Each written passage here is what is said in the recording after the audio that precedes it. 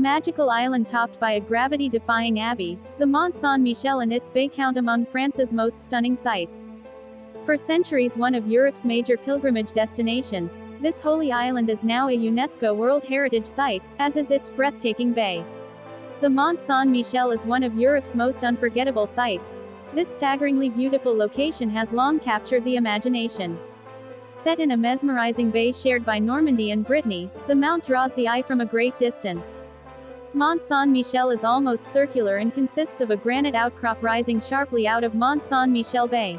Most of the time it is surrounded by vast sandbanks and becomes an island only when the tides are very high. Before the construction of the 3,000-foot causeway that connects the island to land, it was particularly difficult to reach because of quicksand and very fast rising tides.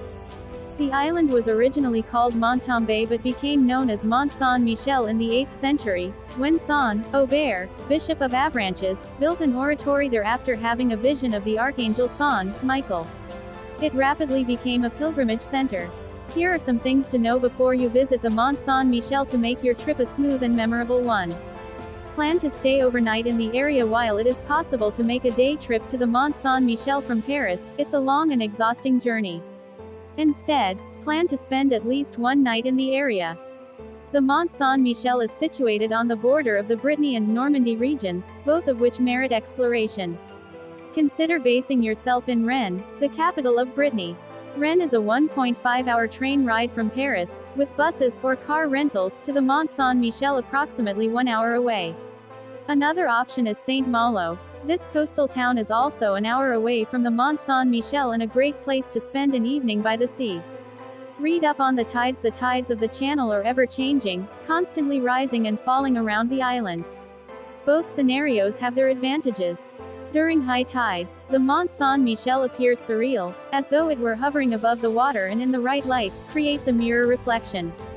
Low tide is just as interesting, surrounding the commune with sand, allowing visitors to walk around its perimeter and observe it from a different vantage point.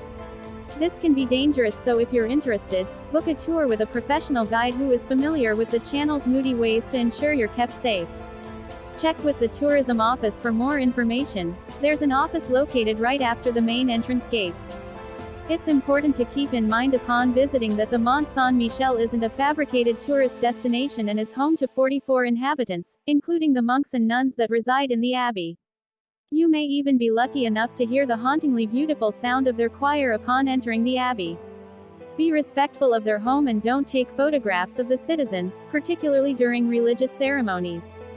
Getting into the Mont Saint Michel is free and you could spend the day just taking in the village and its surrounding views.